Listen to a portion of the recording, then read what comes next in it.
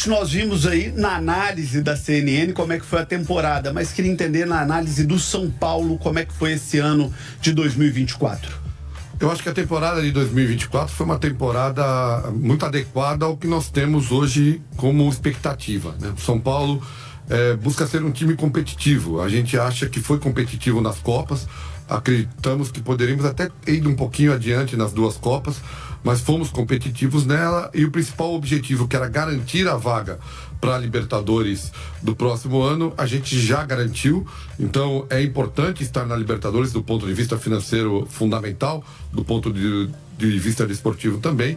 E no começo do ano ganhamos a Supercopa de um rival do Palmeiras, que também era um título inédito para São Paulo. Então, na nossa avaliação, a temporada de 2024 foi adequada dentro das nossas expectativas. Uma temporada que começou com uma notícia complexa, né? Porque o São Paulo perde o seu técnico, campeão da Copa do Brasil, para a seleção brasileira. É muito difícil para alguém falar não para a seleção brasileira, e assim foi com o Dorival, mas tenho certeza que ali quebrou um processo de organização do São Paulo. Como é que foi superar essa mudança? Como é que foi construir um calendário, uma temporada, perdendo o técnico logo no início do ano? Eu acho que foi um problema sério, João, efetivamente. Porque se essa proposta tivesse chegado ao final da temporada anterior, ou seja, terminou a temporada, a gente fosse informado pela CBF que havia o desejo de levar o Dorival para lá. Ok, a gente ia, mas não foi. Nós recebemos a informação há 3, 4 dias de começar a pré-temporada. Isso, obviamente, te causa um problema que todo o planejamento estratégico que a gente tinha feito para essa temporada, ele cai por terra. Todo o elenco, tudo tinha sido pensado pelo Dorival. Tudo pensado. Por exemplo, um exemplo clássico, um jogador hoje importante para nós, o Ferreirinha, né? Era um pedido do Dorival. Bobadilha, pedido do Dorival. Eram jogadores do Dorival, nós não tínhamos no elenco anterior pontas rápidas, então era um pedido do treinador. E a gente tinha feito toda essa movimentação em cima de uma montagem do elenco. Com a saída do Dorival, e você colocou muito bem, é muito difícil para o treinador recusar a seleção brasileira, né? É um sonho também do treinador. A gente teve que buscar rapidamente um outro nome no mercado. Trouxemos o Carpini, que começou bem, ganhou a Supercopa, fez um trabalho no começo muito bom, depois o trabalho caiu um pouco, tá aí o Carpini mostrando toda a qualidade dele, o Vitória se recuperando com o trabalho do Carpini. É um bom treinador, talvez ainda não tivesse pronto naquele momento para chegar a um time como o São Paulo. Eu acho que vai ter uma carreira brilhante, é um grande treinador. Então, atrapalhou o início, depois nós tivemos que fazer um novo movimento com a chegada do Zubeldia, e tudo isso, obviamente, principalmente num time sem tanto poderio econômico, esse planejamento estratégico para a temporada é fundamental. E óbvio, ele se perdeu e nós tivemos que mexer nele ao longo da temporada. Belmonte, ficou alguma rusga entre CBF e São Paulo, em especial entre o São Paulo e a CBF? Porque mexeu no ano do São Paulo. Me lembro que num primeiro momento o São Paulo soltou uma carta muito educada, mas ali com um tom de insatisfação com o que havia acontecido. Como é que ficou esse relacionamento posterior São Paulo e CBF? Então, o relacionamento é bom, mas é óbvio que naquele momento, porque não foi só o Dorival e sua comissão técnica principal, né? Vieram convites também para o nosso chefe de scout, para o nosso chefe da análise de mercado, que estão lá, são meninos muito competentes.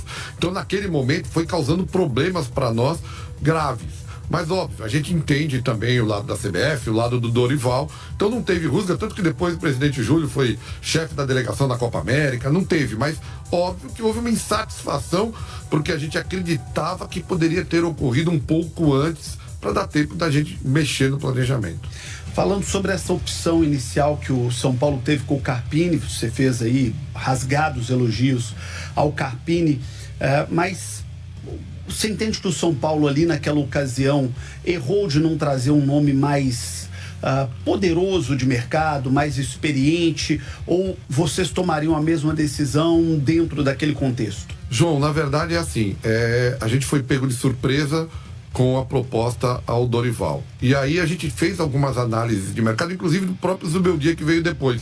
Mas naquele momento o Zubeldia não estava disposto a sair da LDU, estava ainda num processo de transição da saída da LDU. Então a gente fez outras análises e entendia que o Carpini era um treinador jovem, com muito bom trabalho. Então a gente achou, pode ser que ele dê o resultado que a gente espera. E ele deu de cara o resultado. O que a gente não contava, e aí talvez tenha sido uma observação que a gente pudesse ter feito naquele momento, é que o treinador jovem tem muito menos paciência da torcida. E aí, quando o resultado não vem, pode ser que o trabalho até esteja sendo bem feito. Mas se o resultado não vem, aí a torcida pressiona muito e aí o treinador, como qualquer um de nós, com a pressão da torcida, ele acaba perdendo confiança e o trabalho acaba perdendo aderência, né? Então, no fim, a gente acha que ele, por isso que eu repito, ele é um treinador jovem de muito potencial, mas talvez naquele momento ele ainda não estivesse pronto para a pressão do São Paulo. E aí, talvez uma falha nossa de acreditar que ele pudesse, naquele momento, suportar a pressão que viria, e ela vem naturalmente quando os resultados não vêm como a torcida espera. Quando fala de paciência, isso é um problema hoje do futebol de uma maneira geral. O torcedor está um pouco impaciente, está um pouco intolerante. Eu acho que tem a ver muito com as redes sociais, né? As redes sociais acabam fazendo com que as coisas fiquem mais rápidas, né? Então a crítica fica muito mais rápida, ela se expande, todo mundo olha, o treinador também sofre. Então, assim, a paciência é muito menor. A gente pega casos, por exemplo, o Palmeiras. Se você lembrar, há 2 anos atrás, havia críticas fortes ao Abel, né? Ou seja, porque a paciência às vezes e já com conquistas, não é que o Abel não tinha conquistas, tinha conquistas e às vezes acontece. Então, na verdade, as redes sociais fazem com que a paciência fique muito menor. Então, fica muito mais difícil a manutenção do treinador por mais tempo, por mais convicção que você tenha, porque não é a pressão em cima de você, dirigente, apenas. É a pressão em cima do próprio treinador. O próprio treinador sente essa pressão de uma forma muito mais forte.